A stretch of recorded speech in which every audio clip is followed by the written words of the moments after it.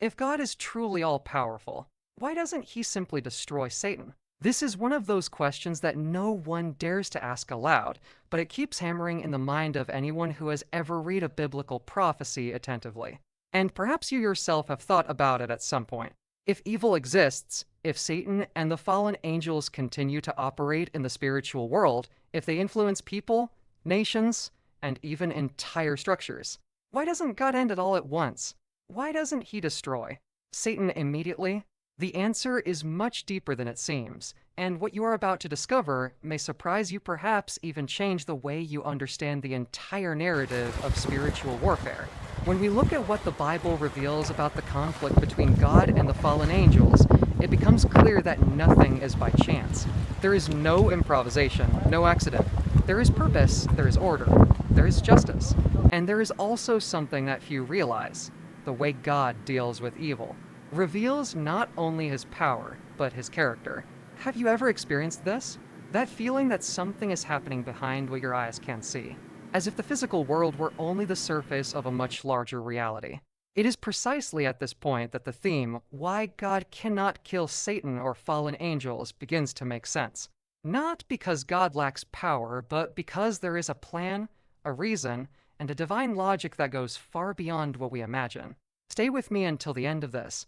Introduction, because understanding this completely changes how you view the purpose of freedom, justice, and even the biblical prophecies yet to be fulfilled. When Lucifer rebelled, he was no ordinary enemy, he was a perfectly created creature with free will, influence, and a level of spiritual authority that no human being can attain.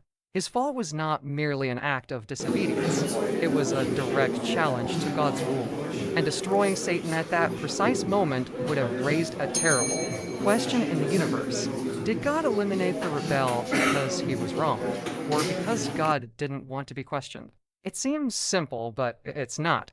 The impact of this doubt would echo among all created beings, including the faithful angels, and would set a dangerous precedent.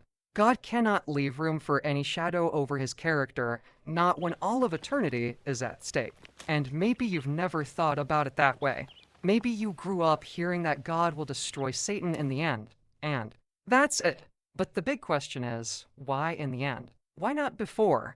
Why is Satan's existence still part of human history and the ultimate plan for humanity? This is one of the most fascinating points of the entire spiritual battle. God does not eliminate evil at the moment of rebellion because divine justice does not work with impulses. It works with processes. And this process involves spiritual witnesses, it involves humanity, it involves freedom, and it even involves prophecies that need to be fulfilled before the final destruction of the fallen angels.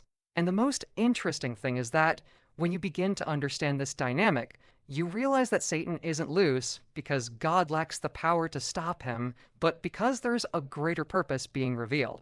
A purpose that is directly linked to the final judgment, the conclusion of human history, and the complete fulfillment of the plan of redemption. Stay with me, because what follows further deepens this perspective and opens doors for us to understand why this cosmic conflict is still ongoing and why it matters so much to you today.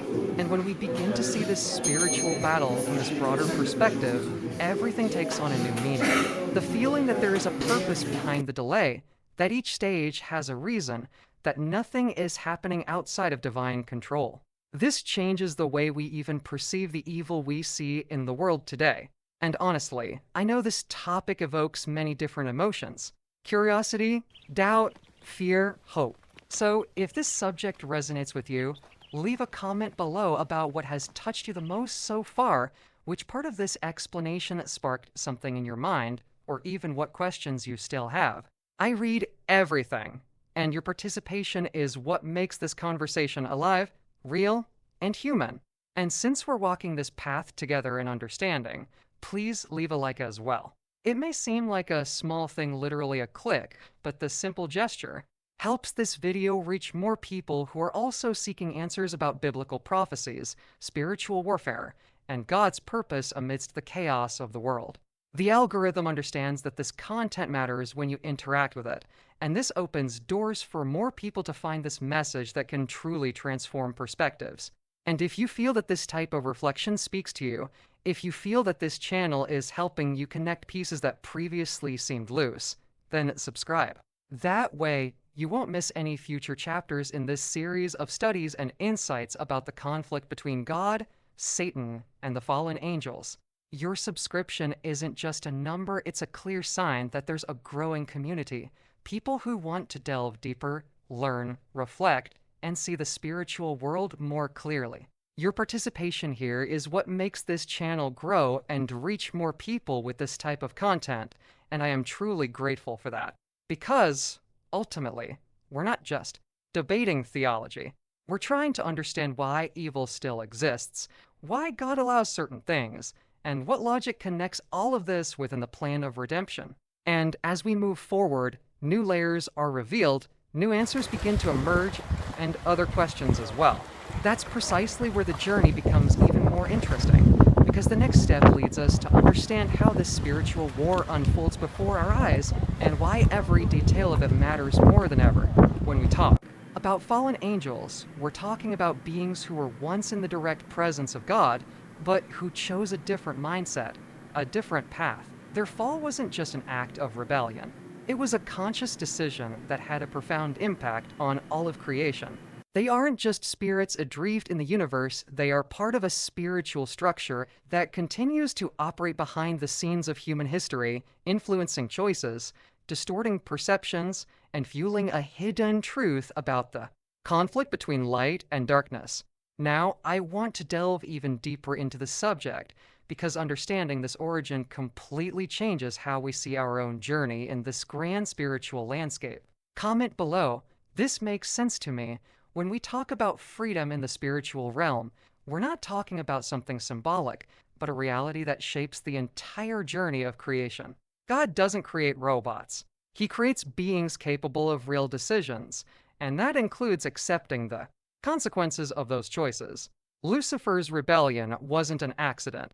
It was a change of mindset that broke with principles that Scripture itself presents as the basis of divine justice. And it is precisely the structure of justice that prevents an impulsive response, because for God, it's not enough to win, he needs to reveal the hidden truth behind the conflict. Now, I want to delve even deeper into the subject, understanding how this freedom exposes the divine character and its impact on spiritual history. Write this down. I'm on this journey too, when we understand that the spiritual battle doesn't just happen before our eyes, everything takes on a different dimension. Scripture shows that the entire universe witnesses this great conflict, as if each stage reveals the behind-the-scenes workings of a justice that needs to be seen, not just proclaimed. God doesn't answer only us, but the entire cosmos, because his character is on display before beings who also observe, analyze, and learn from every decision made in the history of redemption. This transforms how we perceive the impact of this conflict, because nothing that happens is isolated. Everything is part of a greater revelation. Now, I want to delve even deeper into the subject, understanding how this universal witness changes the logic of the very battle between light and darkness. Comment below, does this make sense to me? If God had destroyed Satan at the moment of rebellion, the spiritual narrative would have taken a completely different turn. In the eyes of the universe, this would have sounded like an authoritarian, almost impulsive reaction, as if God were eliminating any voice that challenged his authority. And this would have broken the very message he has always upheld: love, freedom, real decisions. The hidden truth is that if the root of evil were uprooted without process, no one would understand the impact of that choice, and the entire sense of justice would be distorted. By allowing the conflict to run its course, God reveals not only his character, but the transformation that is born when the truth is fully exposed. Now, I want to go even deeper into the subject, exploring how this time is part of the spiritual journey. Write this down. I'm on this journey too. When we observe the prophecies, especially the revelations of Revelation, it becomes clear that Satan still plays a role within this grand spiritual narrative. Not because God sustains him, but because even evil ends up being used to expose hidden truth, reveal intentions, and show the entire universe the real impact of rebellion. Worldwide deception, final war. decisions that shape destinies, all of this is part of a scenario where each piece moves with purpose. His existence is not a mistake in the script, but an element that highlights contrasts and accelerates the transformation of history. Now, I want to delve even deeper into the subject, understanding how these revelations connect to our own journey. Comment below, does this make sense to me? When we understand that this war doesn't only take place in the heavens, but within each person, everything becomes even more intense. The battle for the human heart is the most sensitive point of this conflict, because it is there that decisions gain weight and revelations become real. Every thought, every change of mindset, every step towards the light or the shadows is part of this profound journey where freedom needs to be genuine, not forced. God allows the existence of evil because a choice only has impact when there is an alternative, when the hidden truth of the conflict confronts our own intentions. Now, I want to go even deeper into the subject, realizing how this struggle shapes our daily transformation and exposes what exists behind the scenes of the soul. Write this down, I'm on this journey too, when we realize that divine judgment is not an isolated event, but a process that unfolds in stages. Everything begins to make more sense. There are phases, there is order. There are revelations that need to happen before the universe. The investigative judgment exposes the hidden truth. The millennium reveals the behind-the-scenes conflict, and only then come the sentence and execution. Satan is not free because God cannot destroy him, but because this process is still underway, and each stage has a profound impact on the understanding of divine justice. Now, I want to go even deeper into this. Subject, understanding how this structure reveals the character of God and transforms the way we see the spiritual journey. Comment below, does this make sense to me? When we look at the prophecies, we realize that the final destruction of Satan is not just a distant detail, but an essential piece within this great process of revelation. The Bible describes the lake of fire, the definitive end of evil, and makes it clear that this happens at the exact time, after the entire universe fully understands divine justice. Nothing is rushed, nothing is improvised. There is a journey unfolding, where each step reveals something about God's character and the impact of the decisions that shaped this conflict. Now, I want to delve even deeper into the subject, understanding how this prophetic end concludes not only the history of evil, but also confirms the truth that has always been demonstrated. Write this down, I'm on this journey too, if God hasn't yet destroyed evil. Perhaps it's because a silent transformation is taking place, something that stirs our mindset and reveals that every decision has a real impact on this greater journey. When we understand this, we realize that the delay is not abandonment, but patience. Not distance, but opportunity.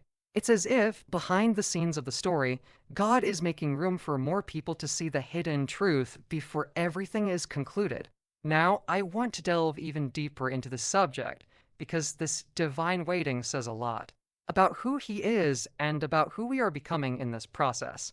Comment below, this makes sense to me, and if you've stayed with me this far, I think that already says a lot about what this topic has sparked in you. So, before moving on, leave a like not as an automatic gesture, but as part of the connection we've built throughout the video.